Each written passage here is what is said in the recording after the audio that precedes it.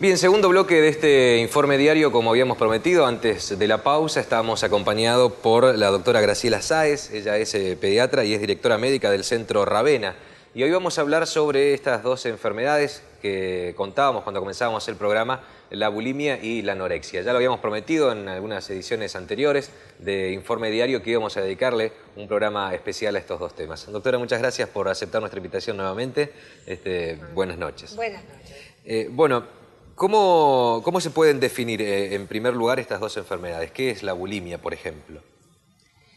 Sí, en realidad está bien esto de poder definirlas en realidad como un conjunto de enfermedades, ¿no? Los trastornos de conducta alimentaria son un conjunto de trastornos en la conducta del comer, pero que en realidad lo que nosotros tenemos que pensar es que son protestas mudas. Es decir, en todos los casos, tanto chicas como varones que son afectados, lo que en realidad encierran es algo que el adolescente o el joven quiere decir.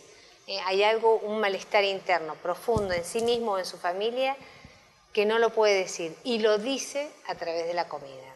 Comiendo poco, comiendo en exceso, comiendo desordenado, caótico. Hay distintas versiones y de acuerdo a cómo debute esa forma de comer alterada, se da la patología, anorexia o bulimia. Pero en realidad es esto, hay un malestar interno profundo en él o en su familia. Bien, ¿y a qué se le llama bulimia?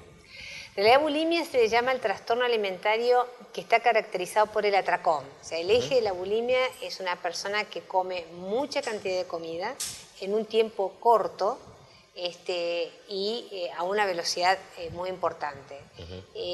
Eso se define en la Argentina atracón y es una gran cantidad de comida. Por eso hay que diferenciarlo de lo que sería una comida copiosa, que es cuando nos sentamos probablemente un domingo a comer un asado, después el postre, después algo más y sigue con la pasta flora. Bueno, eso es una comida copiosa. En cambio, cuando se realiza en menos de una hora una gran cantidad, con líquido incluido y mezclando dulce con salado, esto es atracón. Esto define la bulimia. Después hay distintas variantes. Hay formas de bulimia que después del atracón sienten culpa y no comen, o hacen dieta. Esa dieta puede ser de una hora, de días o de meses. Pero como la dieta además puede generarle mucho hambre, vuelven a atracar. Hay otra forma de bulimia donde después del atracón buscan una forma de purga, ya sea el vómito, ya sea la actividad física excesiva, o utilizando drogas, pastillas para adelgazar, diuréticos, etc. Así que hay distintas formas de bulimia, pero el eje es el atracón. Bien, ¿y cómo se puede detectar un caso de bulimia? Por parte de la familia, por ejemplo. Sí, es bastante más difícil que el de la anorexia porque si bien todos los trastornos alimentarios son patologías que se llevan en soledad y están escondidas, los chicos, los adolescentes suelen hacerlo todo escondidas para no ser vistos. Los pacientes con bulimia tienen predominantemente el ánimo alterado, se vuelven más irritables, tienden a buscar comida en cualquier lado. Los papás se pueden notar porque empieza a faltar comida y ellos lo niegan, nadie fue, y el paciente tiende a tener fluctuaciones en el peso, es decir, suben, después bajan, después vuelven a subir, es como un fenómeno que nosotros llamamos tobogán. Suben muy rápidamente pero después bajan cuando hacen la dieta o la purga.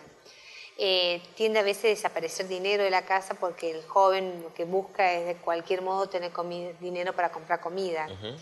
Y también hay una suerte de encierro en sí mismos porque tratan de estar más tiempo solos para poder comer.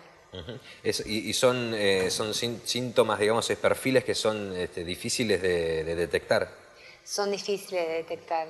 Por eso algunos papás cuando llegan a la consulta con los pacientes, en general un paciente con bulimia llega casi después del 1 año y medio, 2 años de enfermedad. Porque lo empiezan a llevar escondidas y lo hacen muy bien.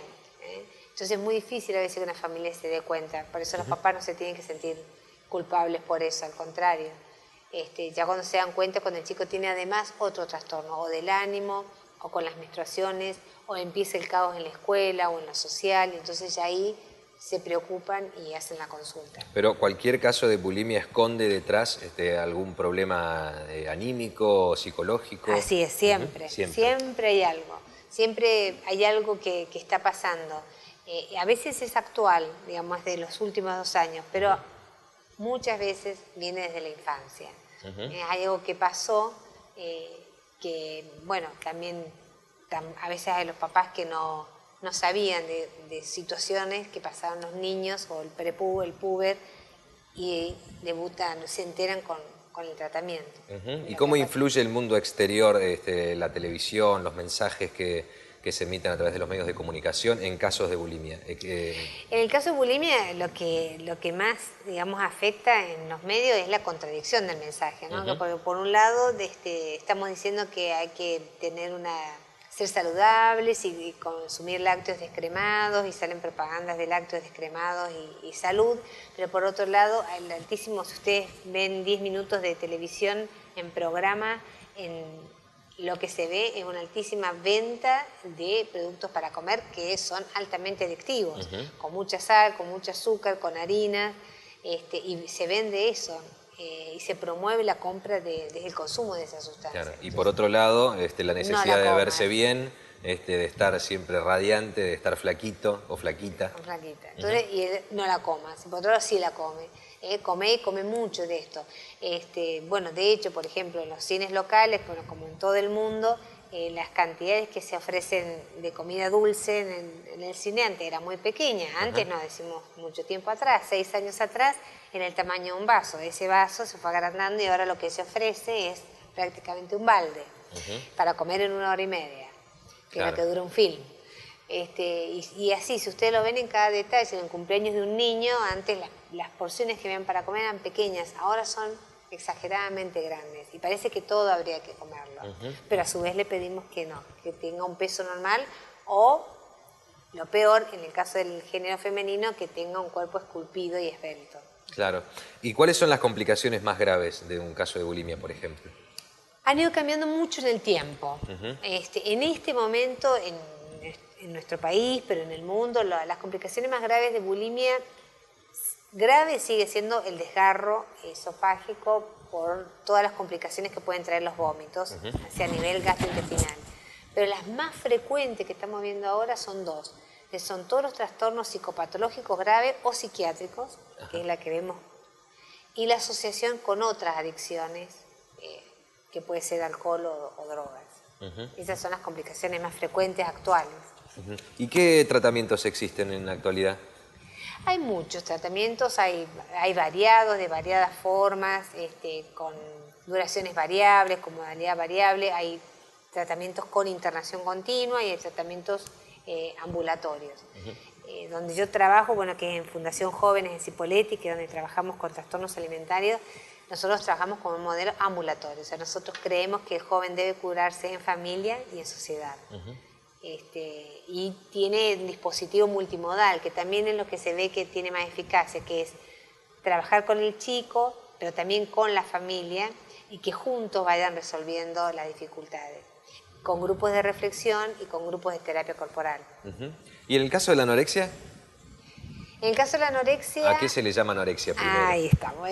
La anorexia se llama un trastorno alimentario donde el paciente elige empezar a bajar la cantidad que come. Come menos, o sea, la inversa que bulimia, come cada vez menos cantidades, menos porción y menos comidas.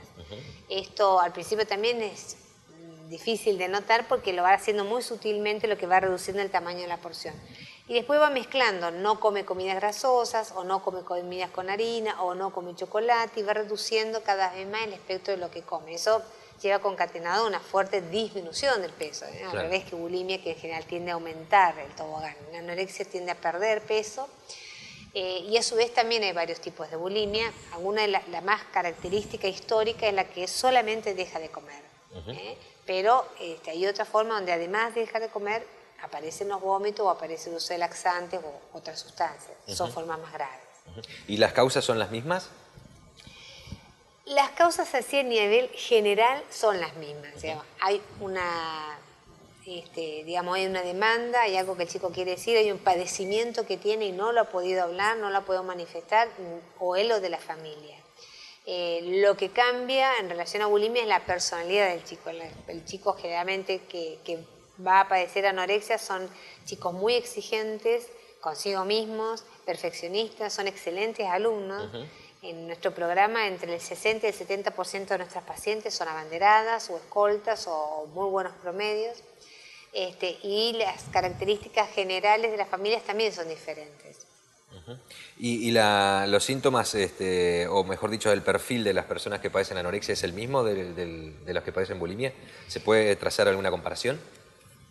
Bueno, esto que mencionamos recién, el perfil en el paciente que va a desarrollar anorexia o un trastorno restrictivo es perfeccionista, digamos muy esquemático, muy riguroso, va armando todo y está todo tratando de que todo esté bajo control. Y en general las familias tienen algunos de estos rasgos que tienen que ver con el control o el aprisionamiento, la restricción. En cambio, en bulimia, las personalidades que son predisponentes son las que tienden a la desorganización, al caos, son mucho más desestructurados, pero no han conseguido encontrar los límites. Por eso también se dice que bulimia es una enfermedad de los límites, claro. Porque no están bien puestos, o son débiles o huelen excesos, pero el chico no tiene límite, bien claro. ¿Y qué debería realizar la familia o los amigos de personas que probablemente estén siendo afectados por alguna de estas dos enfermedades? En realidad la idea es que si alguien quiere ayudar, tiene que ayudar a través de los padres. Yo creo que los padres muchísimas veces no nos damos cuenta de lo que nos está pasando a nuestros hijos, aunque estemos atentos, estemos con todo el amor del mundo, y tal vez no nos demos cuenta porque es una sutileza a veces el cambio. Lo ideal es avisar a los papás lo que se está viendo, lo que están preocupados, si es un amigo, si es un pariente, contarle a los papás por qué están preocupados y cómo lo ven. Y si ven que tienen llegada al chico también, manifestárselo simplemente que no lo ven bien. Porque, por ejemplo, el paciente con anorexia es un chico que aún en plena delgadez o en estados así muy terminales, ellos se ven muy bien. Claro. Y creen que los demás lo ven muy bien. Entonces, con el solo hecho de ir pudiéndole acercar la idea que no se le ve bien, él va a empezar a pensar qué está pasando. ¿Y qué es lo que no se tiene que realizar? Bueno, lo que no se tiene que realizar es negarlo. La peor cosa que le puede pasar a un problema es que lo neguemos.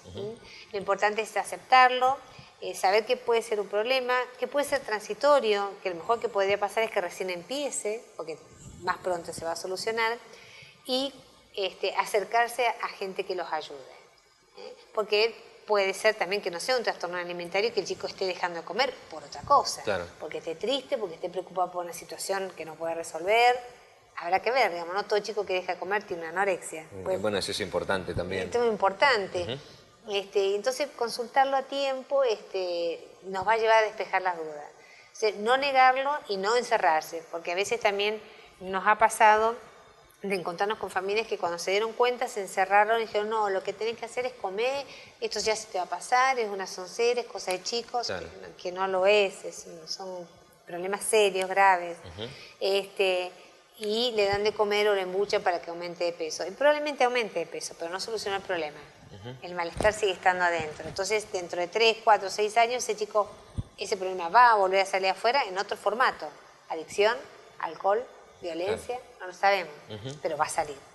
¿Y es un tratamiento permanente el que hay que seguir para alguien que esté sufriendo algún tipo de estas dos enfermedades? Digamos, los tratamientos, en los casos, digamos, de que no hay comorbilidad, que son los casos más simples, los tratamientos duran entre 18 meses y 2 años, 2 años y medio. Ese es el tiempo medianamente que se tarda un tratamiento medio en bulimia y anorexia, siempre y cuando hay un paciente que colabore y una familia que colabora. Cuando ya hay una comorbilidad, es decir, cuando ya está anexado un trastorno psiquiátrico o psicopatológico, es decir, que ya pasó mucho tiempo el chico con la enfermedad, se prolonga un poco más, entre 2 y 3 años. ¿Los casos son similares en hombres y mujeres o sigue habiendo todavía muchas más chicas que chicos? Sigue habiendo una fuerte predominancia de mujeres, pero ya no es 10-1, sino que estamos 10-2, 10-3. Están apareciendo muchos varones con trastornos alimentarios, pero la predominancia fuerte es de mujeres. ¿De edades cada vez más chicas? Más chicas, son cada vez más jóvenes, más adolescentes y bueno, y siguen habiendo casos infantiles, que no se llaman bulimia anorexia, se llaman desórdenes alimentarios de comienzo infantil, pero que tiene, digamos, una misma connotación. El chico dice a través del comer o el no comer algo que que no lo está haciendo sentir bien, Claro. que es mucho más profundo. Pero puede ser un llamado de atención, una alerta a eso para el futuro. Absolutamente, por eso también en el caso de los niños es bueno consultar, no pensando que tiene bulimia anorexia, bueno, porque el niño más que otros es una persona que a través del no comer o el comer avisa de que algo está mal. Claro. Entonces es muy bueno consultar a tiempo porque son cosas que con dispositivos muy sencillos se puede salir adelante. Y prolongados en el tiempo son complejos.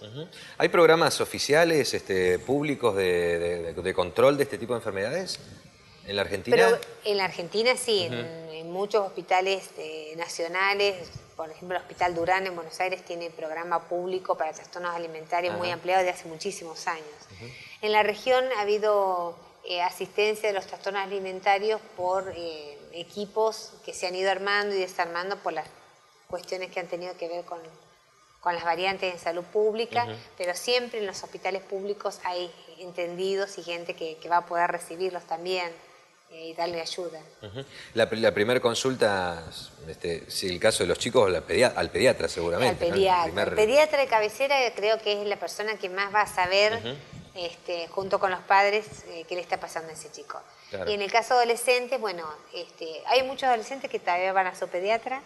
Sí, hay muchos adultos que todavía van a su pediatra. Y está muy bien, y está muy bien. Y si no, bueno, están los médicos que hacemos adolescencia, que seríamos como el segundo lugar. Claro. Los psicólogos cada vez están mucho más preparados y mucho más alertas en la detección de este tipo de situaciones, por suerte, y ellos también están detectando, porque muchas veces la gente acude porque el malestar es del ánimo, la primera consulta de psicólogo, y eso también está bien porque estas patologías se atienden en equipos interdisciplinarios. Claro. Predominan los psicólogos, los trabajadores en el área de salud mental, los clínicos y nutricionistas, pero el predominio es del área de la salud mental. Bien. Bueno, doctora, muchísimas gracias por aceptar nuestra invitación. Por nada. Bueno, estuvimos dialogando con la doctora Graciela Sáez, ella es pediatra, es directora médica del Centro Ravena, especialista en bulimia, anorexia y obesidad. Estuvimos hablando hoy de bulimia y anorexia y después de la pausa vamos a seguir con este tema, no se vayan.